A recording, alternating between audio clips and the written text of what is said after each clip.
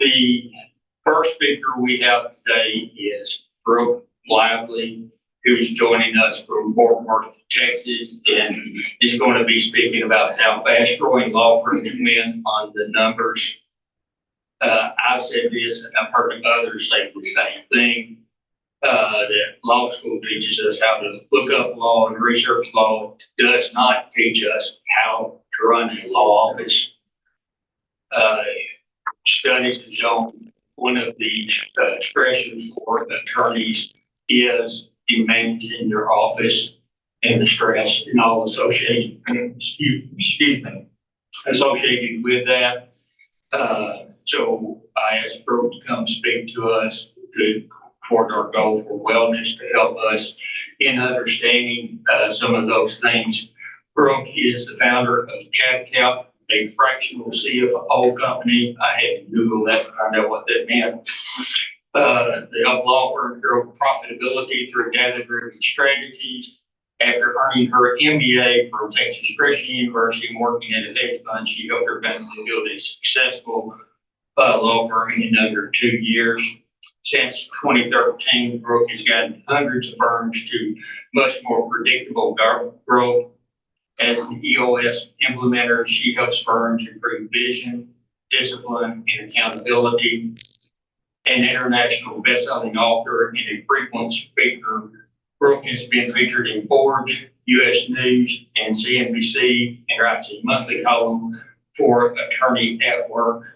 Join me in welcoming Brooke to the campus.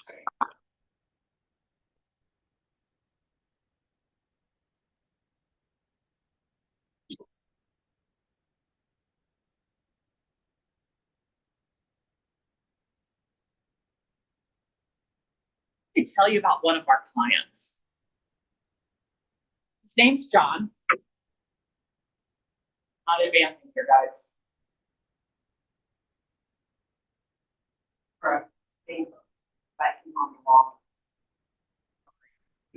Okay, we're having some tech issues here. It always happens. Glorious one.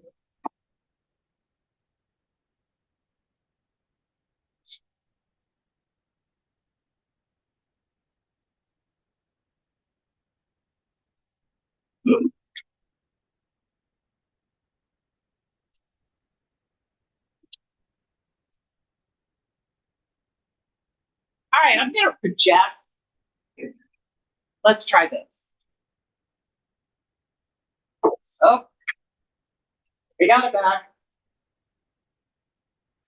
Okay, can you hear me now? Yes. All right, be that T-Mobile commercial. Can you hear me now? Can you hear me now? Okay, now I'm yelling. I want to tell you about one of our clients. Let's see if we can get this to work. Guys, this is still not working. Go with me. So I have this client, his name's John.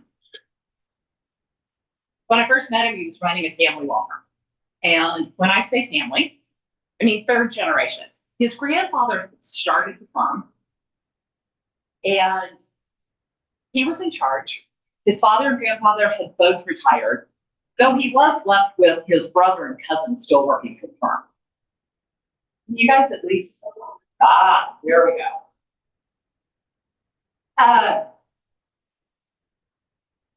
The business was stuck.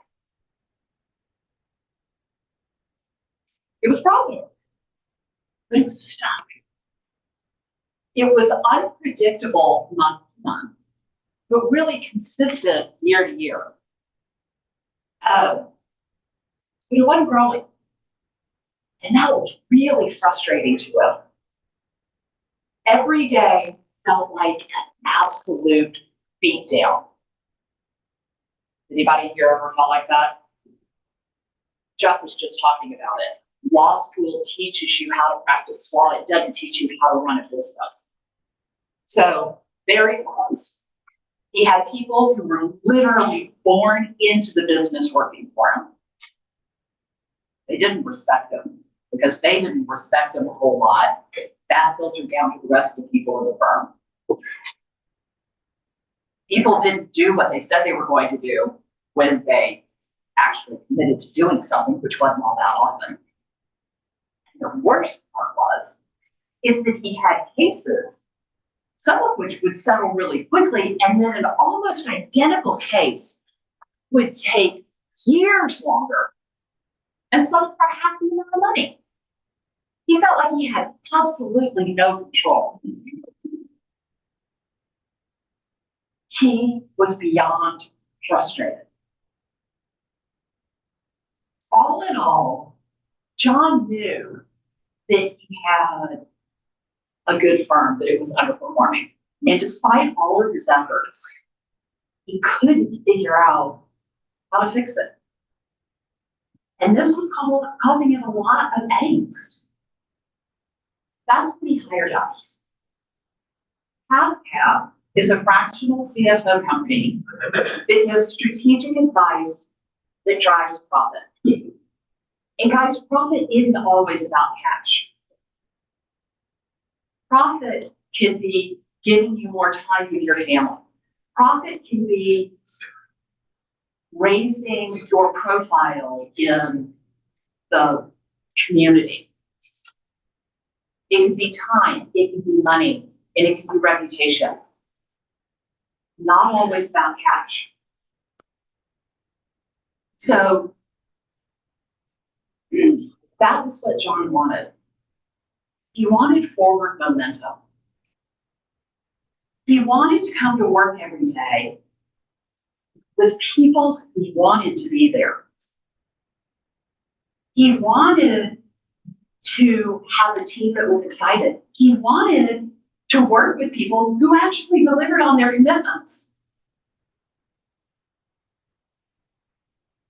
And when we got specific with him, he said that he wanted to build a company with legacy and maybe some generational wealth. It was in that moment, sitting on a Zoom call at the crack of dawn. I don't do mornings, this is really early, by the way, that I had an ocean moment. Listening to John, I could see myself in all of his comments, in all of his actions. I could see myself and I could see my company before we built our culture and our discipline. And I realized that that was our secret sauce. That's what we teach our clients. That's what we help law firms do. We help them create the firm they want, the one where people want to work, where clients are happy, and where everybody is making a lot of money. Now, instead of walking into the office with a pit in his stomach, John's excited to go in. Instead of constantly fighting fires all day, because nobody did what they said they were going to do, John has the time to look ahead and plan for growth. And instead of feeling alone and frustrated, he has a team that is committed and excited about where they're going and what they're doing. I believe that every firm deserves strategic financial advice to grow and be profitable. Over the past 10, actually, apparently, according to Jeff, 12 years, my firm and I have helped hundreds of law firms do just that. Grow and become more profitable to better meet the needs of their owners and their employees. So over the next, I don't know, I think I've got about 35 minutes. I'm going to share with you how using data, because I'm a data-driven girl, will help you create the firm that John has now. All right? And to do this, we're going to talk about three things. We're going to talk about understanding your cases. A lot of this is about predicting your revenue. because that makes a huge difference. The second is getting the right people in the right seats. No firm, no company can be great without the right people. So what are the right people for you? Because it's different for you than it is for you. And creating a culture of accountability. Without accountability, nothing will get done. And if nothing gets done, y'all, your cases will never get across the finish line. So by optimizing these 3 tools, which all involve data, and I'll show you how, you can put more money in everybody's pocket, not just the owners, but the employees too. And you can create your dream team. All right, let's talk about the first one. Understanding your cases. When firms first start working with us, we put them through an evaluation process. We look at their strengths and their weaknesses to understand really what we should fix first. We put John through this process, and we really weren't surprised to find out that production was a headache for everybody in his firm. And when I say production, I mean like actually getting the legal work done. Most of you probably already know this, but we can predict how much a case is going to pay out and when the day we sign up a case.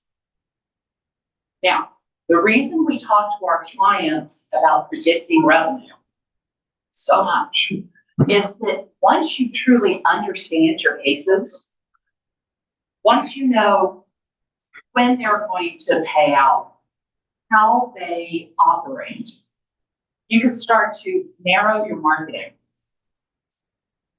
You can move your cases faster. You can actually improve your win rate. And all of those things put more money in your pocket. And they reduce the stress on you and on your team. When we're talking about predicting revenue, most firms look out about 3 months. They just want to know what's happening in the next 3 months. Those cases that they already have a settlement agreement. I say you should be looking out 24 months. You should know how much you're bringing in every month for the next 2 years. And the response I usually get to that is, hey, Brooke, that sounds great, but how do I do it? We believe that the key to running a profitable firm is data. It's truly understanding your cases and how they behave. So when we knew we needed to understand production for John, we dug in. We took his biggest case type, the one that he had the most of, but also happened to generate the most dollars in his firm.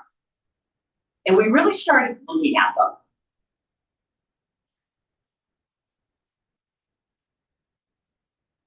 How long did it take for them to pay out? How many go to trial? How many fall out? How many did he refer out?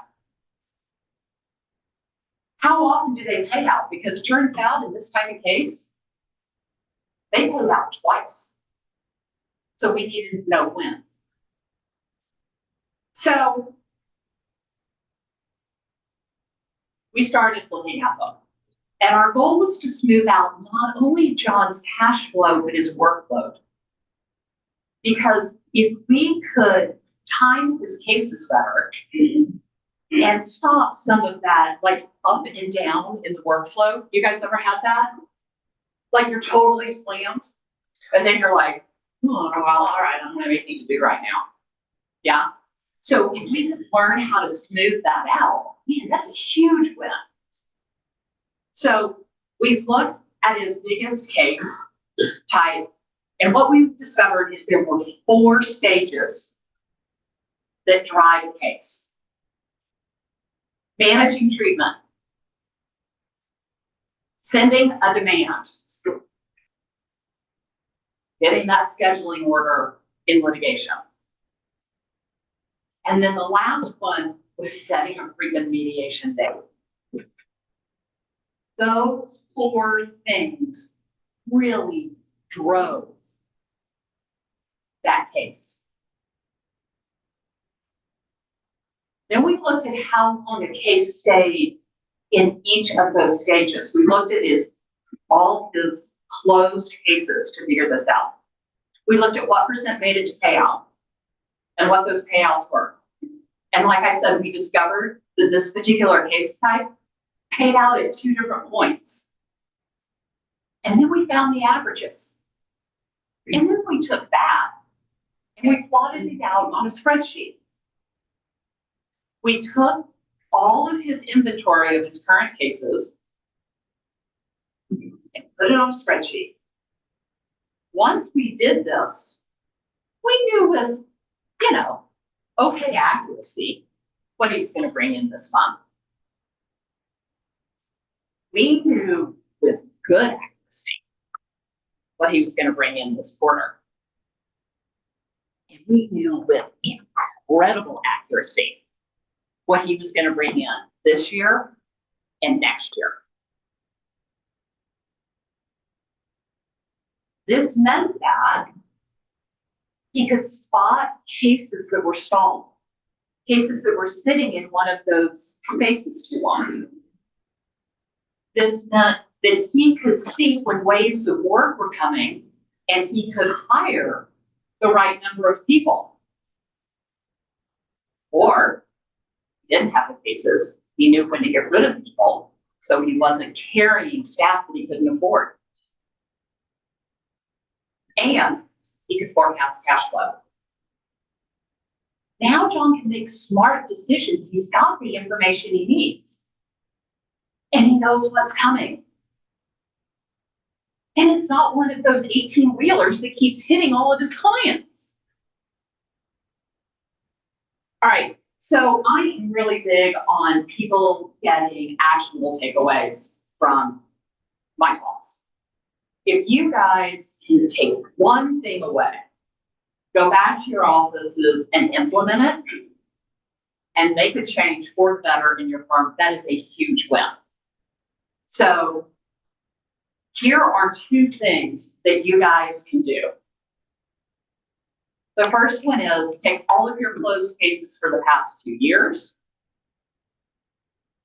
figure out the average value, the average length of time, and plot your existing inventory.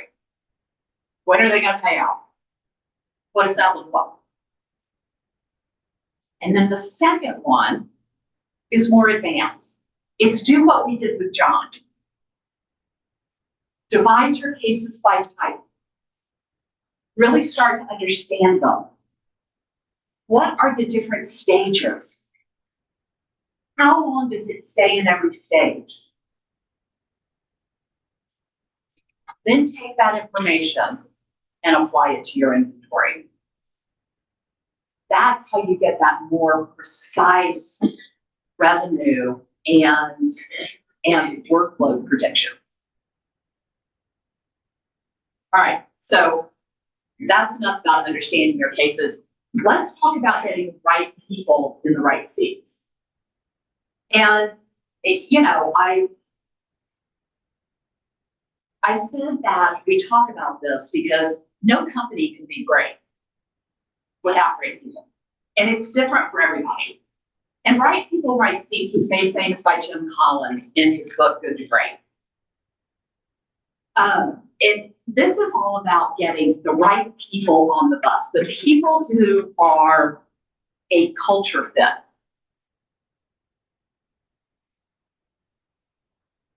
One of the things that people ask me a lot is, how do I find people who are culture fit? And you do it by evaluating them on their core values. And do they match the core values of your firm? Core values are a simple set of guiding principles. Rule of thumb is 3 to 5. And they say what you stand for as a firm. They define who you are. core values should be used to hire, fire, recognize, reward, promote, and counsel.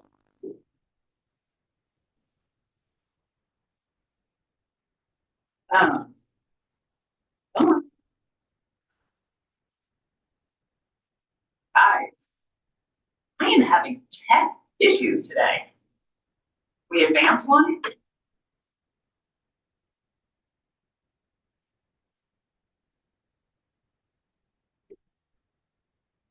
There. All right. Awesome.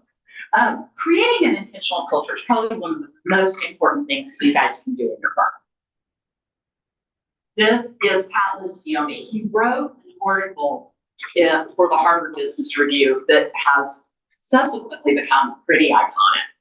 And in it, he said that core values should be authentic and non-negotiable.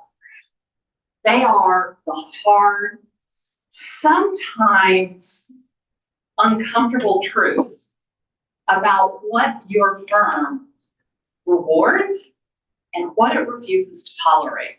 If you wouldn't fire somebody for violating a core value, it's not really a core value. Had someone tell me recently that until a core value has cost you money, it's not actually a core value. Quick story, about 10 years ago, 10 years ago this month, I fired my biggest client. He was 94.3% of my business. You guys do the math, 94.3% of my business. And I fired him because he wasn't a value match. Yeah, that was stressful.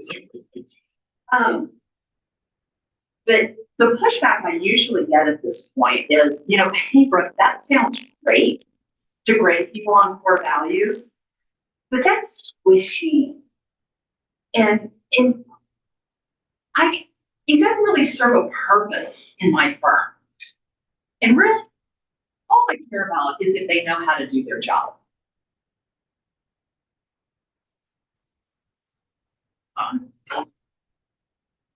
That's not actually true. Guys, do I need a new clicker? Whoops, we go back one. You can absolutely take the squish and ambiguity out of grading people on core values. We can make this an absolutely objective process. It's easy to do it.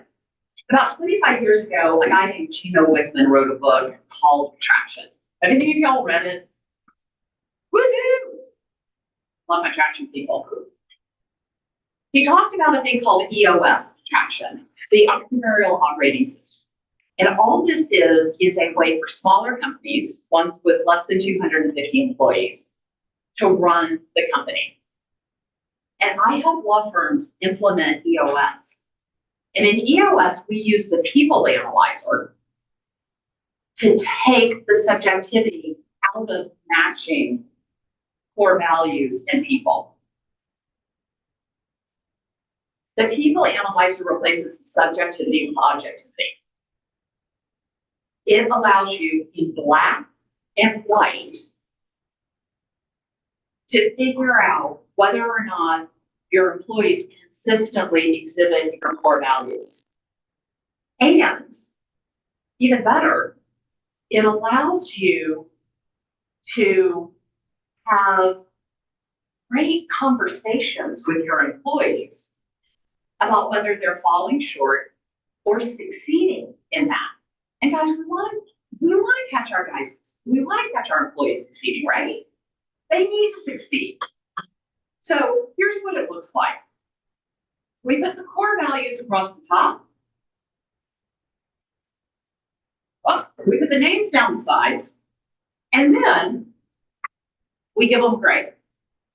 If they do it most of the time, if they live that core value most of the time, if they exhibit those characteristics, we give them a plus.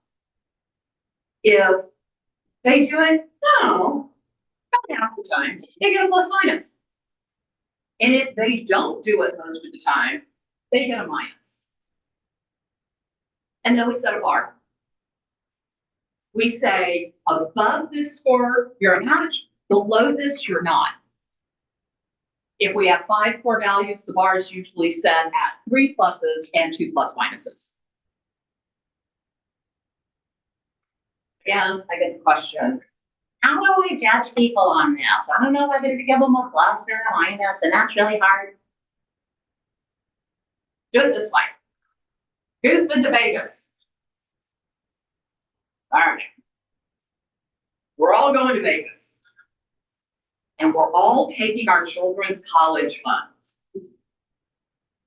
And we're going to make a series of bets. And we're going to bet on whether Sally Jones exhibits core value number 1 or not. And if you are willing to take a series of 50 bets on whether Sally's going to do this or not, and you think, well, over this period of time, over these 50 bets, yeah, I'm going to make money. I'm all in. Sally gets a plus. If you think, well, I don't know I'm going to make a whole lot, but I know I'm not going to lose, Sally gets a plus minus. And if your reaction is, oh, hell no, I'm not betting on Sally doing that, that's a minus. That's how you evaluate it. When we introduced this to John, he was really skeptical, like most attorneys that I talked to. However, when we did his evaluation, it told us what he felt, that people were a problem. So he agreed to try the core values. I have a book coming out first quarter next year. This is a quote he gave me 2 weeks ago. Whoops. We had to have hard conversations, ones we were scared to have before. Core values gave us the language and the expectations that the conversations were part of the job. And that made all the difference. Today, John has virtually no turnover on his team. His team works together like a machine. And he wouldn't give up core values for anything.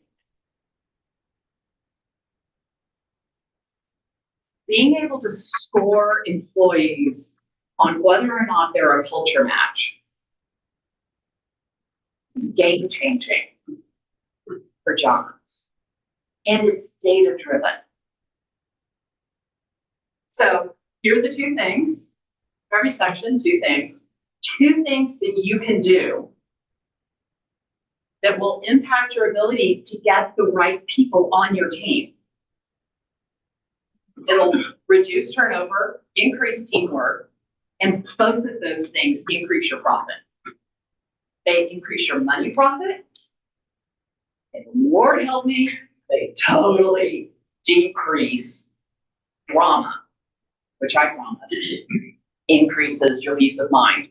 The first one is discover your core values. I use the word discover very intentionally here.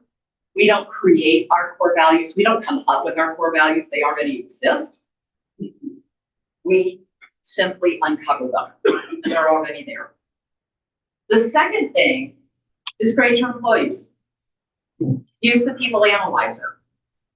There is a people analyzer in the workbook, in the materials. So go and use it. All right. Last thing, creating a culture of accountability. You can have the best people in the world, but without accountability, nothing's ever going to get done. And I don't know about you guys, but most of the attorneys I talk to, this is what they complain about absolutely 100% the most.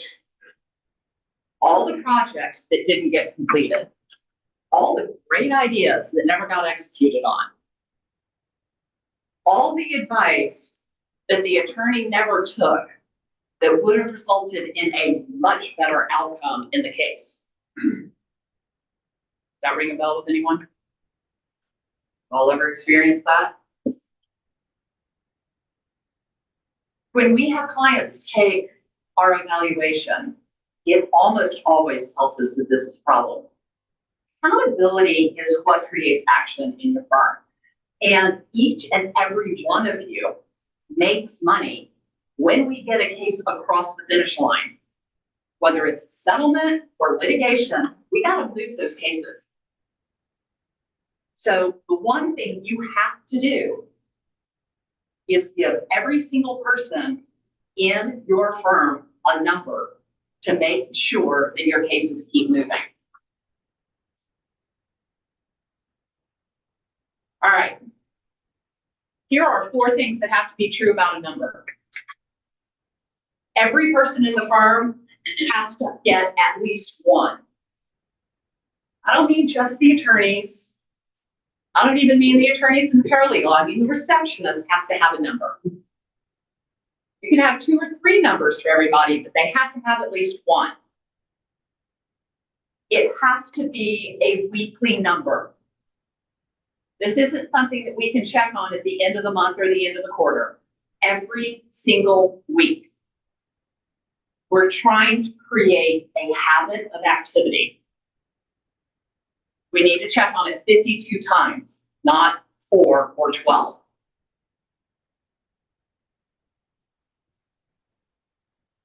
It's got to be activity-based. It has to be something they can actually do. If they're not hitting their number, you have to be able to tell them what to go do to hit that number. And the last one is, it has to be a leading indicator. Most firms look at cases closed or fees collected. Guys, that tells us what's already happened. That's useless. We need to go back to the beginning. We need to look at numbers that are leading indicators, activity-based metrics that tell us what's going to happen so that if we're off track, we can impact it. Let me show you what that looks like in real life. I had a client in Nebraska, and we knew, because we had dug into his cases, that every case was worth $6,342. We knew that once we had a signed settlement, it took 8 weeks to collect that money. We knew that it took us about a week to get that settlement signed. And we knew that from the time we sent out the demand package or the settlement package, it took about 12 weeks to get that settlement. So it was 21 weeks to cash. From the day the settlement package went out to cash. So we asked, how many demands need to go out each week so that the firm can make its revenue goals in 21 weeks? The answer was 6. So that became the number. Each paralegal had to send out 6 demands per week. Easy, right?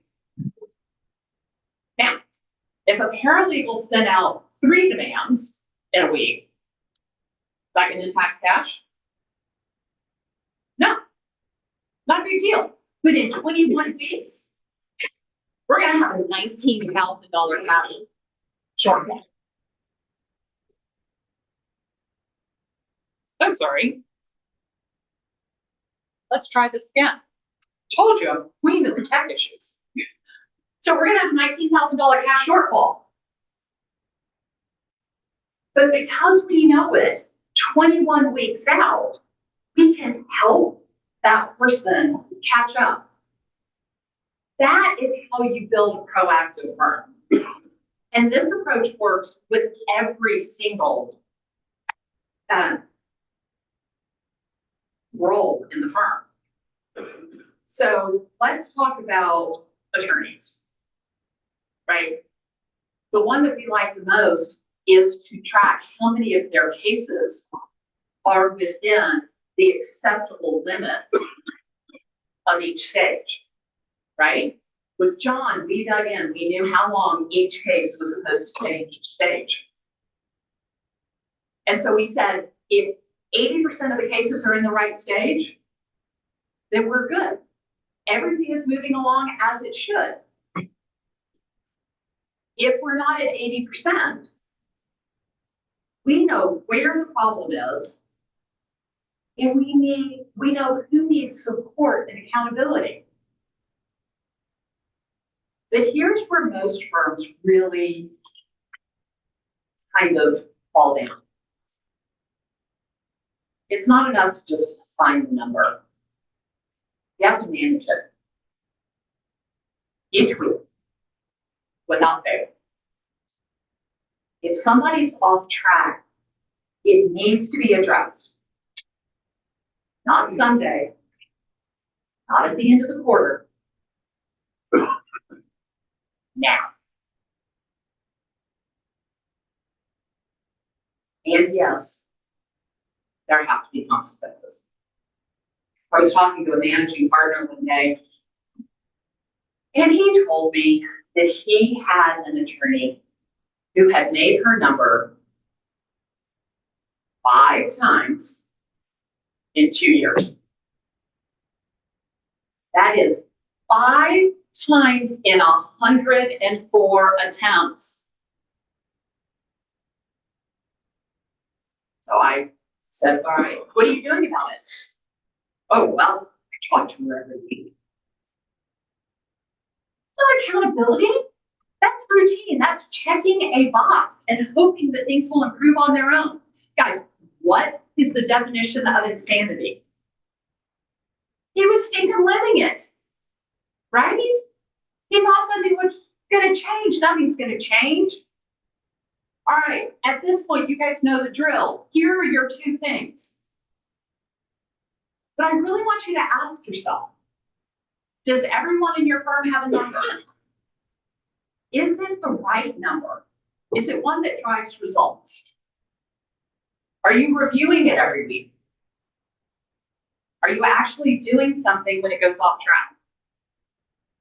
And if the answer to any of these is no, then you don't have accountability. You just have theater.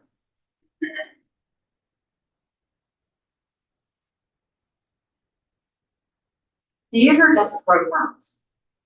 Accountability does. Data does. Discipline does. Consequences do. That's how you move from chaos to control. That's how you scale with confidence. All right, I didn't tell you I was going to do this, and we're going to run through this really fast because I think it's important. I'm basically a consultant. Every consultant loves a good 2x2 grid, so I'm going to put one up. We are going to put core values on the vertical. We're going to put productivity on the horizontal. If someone is a core values match, they're going to plot in the top half. If they're not, they're below the bar, they plot in the bottom half. If they are productive, if they make their number, they plot to the right. If they don't, they plot to the left. Let's look at that top right corner, the orange box. Core values match, they're above the bar, they make their number every week. What do we call these people? We love them, right? They're a culture fit, they make us a lot of money. We call them a star, right? Totally easy to identify. We want a whole team of stars. Now let's look at that gray box. Low culture fit, they're below the bar, and they don't make their numbers. They're like that attorney that made it 5 out of 104 tries. Also easy to identify. What do we call these people? They are the flippin' exact opposite of a star. So I call them a rat. A star spelled backwards. Okay, let's go to the blue square. People who are a core value match are not so productive. They're not making their number. We call them puppies. Why do we call them puppies? Because they're cute, they're sweet, they're adorable, they make everybody feel so good, but they piddle all over the floor. But if we take the time to train them, they can become really productive members of our family. But if we don't have the time and patience to train them, they will tear the flipping house down. So the question you have to ask yourself is, do I have the time? Do I have the patience? And do they have the ability to learn? And if the answer is no to any of those, I'm terribly sorry, but we have to say goodbye to the cute, adorable, fuzzy puppy. Because you all cannot afford the distraction and the cost of carrying a non-productive member of your team. Now let's talk about that last square. These people are actually the most dangerous people on your team. They are the ones who are not a core value fit. They sit below the bar, but they are so stinking productive. They're the ones who call and say, I really want to work from home 3 days a week. And you're like secretly relieved because you would rather they're not around the rest of your team. So you're like, great. They're the ones that call you and say, I don't want to do this one part of my job. And you're like, well, I don't want to lose them. Okay, fine, don't do that part of your job. I'll hire somebody else to do it for you. And they know that you're afraid they're going to quit. So they keep asking for more and more and more and more. They've got you over a barrel. They're holding you hostage. We call them terrorists. Anybody ever worked with a terrorist? Anybody have a terrorist right now? You don't have to raise your hand if you have it. Anybody here a terrorist? Oh, we had someone raise a hand. Right. Admit that they're a terrorist. These people are destroying your firm in 1,000 different ways that you can't see every single day. And the biggest one is with your stars. Your stars who show up every day, who go the extra mile, who do 100% of their job, and then they help out with everybody else's. Guys, employees are like toddlers. Attention is attention. And where is all of your attention going? It's going to the terrorist. And who's getting all the stinking perks? The terrorist. Your star's not getting anything. And eventually they get really disillusioned and they leave. You cannot afford to keep a terrorist. They have to go. They just have to. All right, I want to do a quick exercise. We're running a little late. I'm going to answer the one question that I get asked the most. And then I'm going to wrap up, okay? So here's the exercise. I want you to think about everything we've talked about today. I want you to think about your firm. I want you to think about what it's like to run your firm on a daily basis and what you want your firm to be like. We're talking about mental health. For you to have great mental health, what would your firm look like? What do you need to do? Do you need to understand your cases better so that you can control the workflow and the cash? do you need to build an intentional culture so that you've got the right people on the bus and you've got a great team? Or you need to build a culture of accountability so shit actually gets done. If we were to put your firm through our new client evaluation, what would it say you need to do? All right, I'm going to answer the question that I get asked the most, and that is, hey, Brooke, I've got a terrorist, but I can't afford to fire him. What do I do? I'm going to tell you, counterintuitively, when you fire a terrorist, I've done this hundreds of times, guys. When you fire a terrorist, counterintuitively, production does not drop. Sometimes it even goes up. And here's why. All of those employees that were spending time in the bathroom grinching about them, that were spending a big chunk of their day texting and emailing about the latest transgression, all that time is now spent actually speaking working. And your stars are so flippin' excited that they will step up to the plate and they will do whatever is necessary in the short term to hold you over until you figure out a long-term solution. The other thing that happens is people start walking into your office. The run-of-the-mill employees, thank you. Thank you for standing up to the bully. The ones that have been there longer, that have a closer relationship with you, will say, what the hell took you so long? Yeah, I don't have time for questions. I'm going to do a real quick wrap up. I am here for the rest of the conference, so if you have a question, come find me.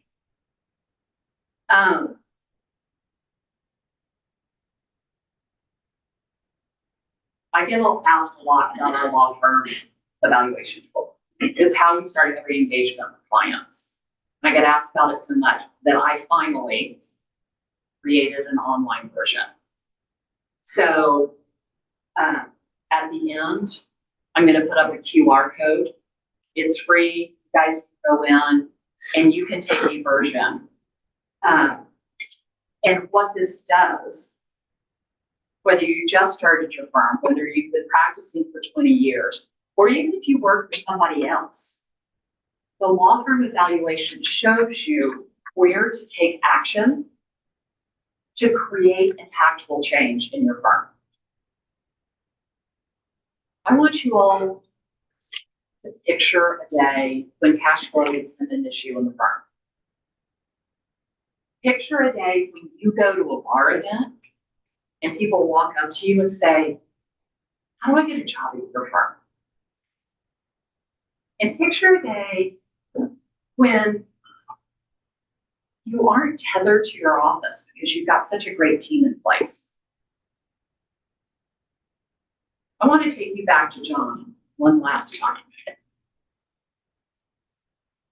When John completed his law firm evaluation, the results were really clear. His firm had some really strong areas, but also some glaring weaknesses. Areas that they have been ignoring for years while they continued to shore up those things that they were really good at doing. Instead of continuing to double down on what they already did well, we showed John how to make those small, deliberate improvements in his weakest areas. That's where the real leverage lives. When you tighten up the weakest link, everything starts to accelerate. John didn't need to tear everything down and start over. He just needed a plan. one that prioritized impact, simplified execution, and let his team gain some quick wins, all while building habits they could scale. He implemented EOS. He got the right people in the right seats. And he started using data to make decisions, not gut instinct. How many of you use gut instinct to make decisions? Okay, we've got an honest guy out there. The results followed. 7 years later, 7 years after we first started working with them, John's firm had 10x where he started with us. He built an elite leadership team. And he created a firm that was no longer dependent upon him to make all the decisions. The firm's staying power.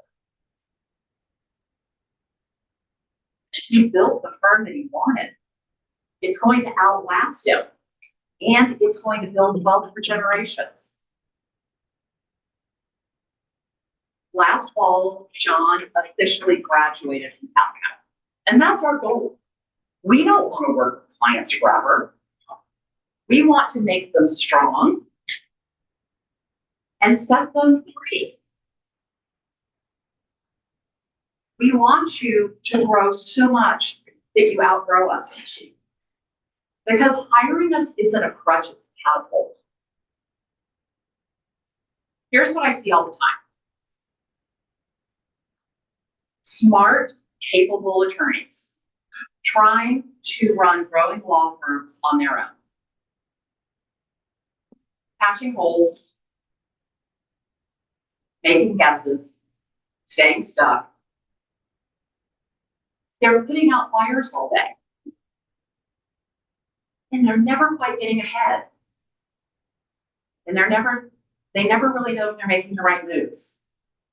They're exhausted, they're overwhelmed, and deep down, they're frustrated that building a law firm is so much harder than they think it should be.